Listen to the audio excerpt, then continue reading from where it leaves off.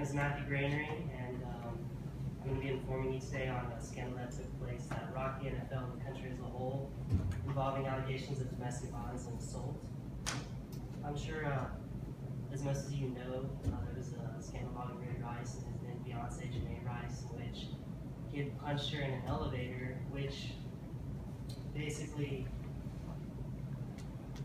the reason that this is such a scandal is that there was evidence that she had been knocked out in an elevator when he had been dragging her from an initial video released February 15th by TMZ. And the problem with it is that upon first viewing the video, as I'm sure most of you had seen it, is that you could have just assumed she was drunk and passed out. And you see him dragging her from the elevator and you just don't know what happened, which is what the NFL is claiming, as their defense, in that they had never seen inside the elevator. So basically, the purpose I'm going to accomplish is trying to inform you on these events that took place, the timeline that took place, and how the NFL responded to these events. So my first main point is that on February 15th, Ray Rice was involved in an incident in a casino elevator with then-fiancée Janae Rice. That night, they were both arrested and charged with simple assault. This resulted in a 2-game suspension from play for Ray Rice, which, as most of you know, a 2-game suspension is basically nothing. A marijuana suspension is 3 games, so it's pretty lenient in the case of the NFL. Along with this, on September 8th, TMZ releases yet another video from inside the elevator showing Ray Rice brutally punching his wife in the face and knocking her unconscious. My third point is, in response to the new video footage, NFL Commissioner Roger Goodell suspends Ray Rice indefinitely, while in the aftermath coming under harsh criticism from fans, news outlets, and the general public. In response to the Ray Rice incident, the NFL has made several changes to their domestic violence punishment procedure and has arranged to have free counseling sessions for players upon request, and has tried to improve their image by supporting the No More campaign to end domestic violence, which I'm sure everyone has really seen those commercials at least once.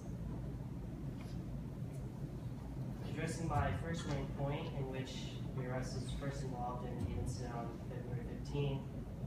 At this point, the NFL had already seen the video of Ray Rice dragging an unconscious Janae out of the elevator, and TMZ had already released that video to the public as well, which I had gotten from CNN.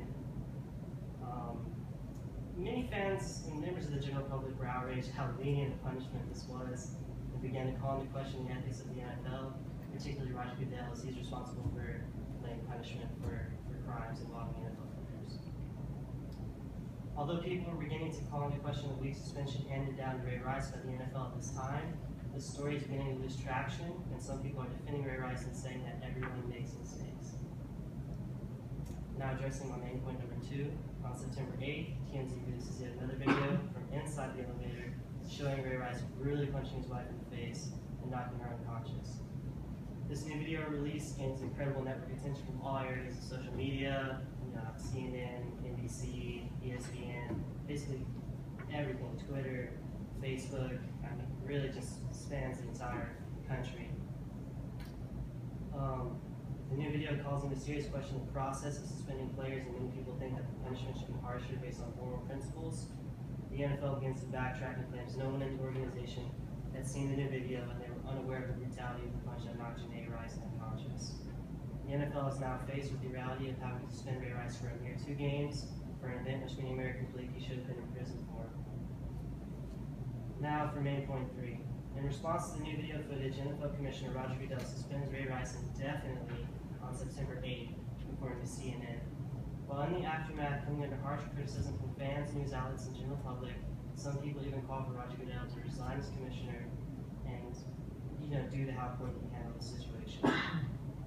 After being attacked by an array of different media outlets, the NFL begins to air this series of commercials known as the No More campaign in order to raise awareness about domestic violence.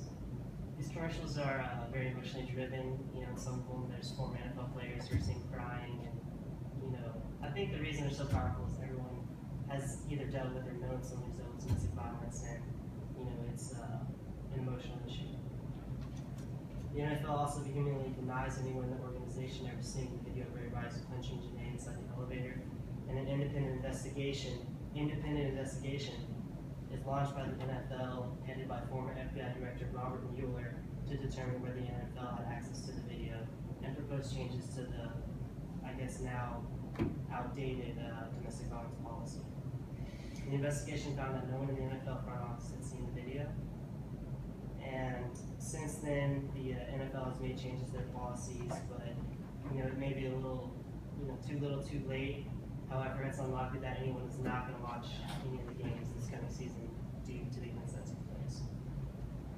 In conclusion, Ray Rice was in an incident on February 15th in which he was accused of domestic violence and was sentenced to 2 games. A video that was later released by TMZ showed him knocking her out cold, and he was then suspended indefinitely by the NFL. Roger Goodell then, in the aftermath, comes under criticism as a whole from the country and tries to make positive changes to help the NFL players and the general public kind of aware of domestic violence and how common it is.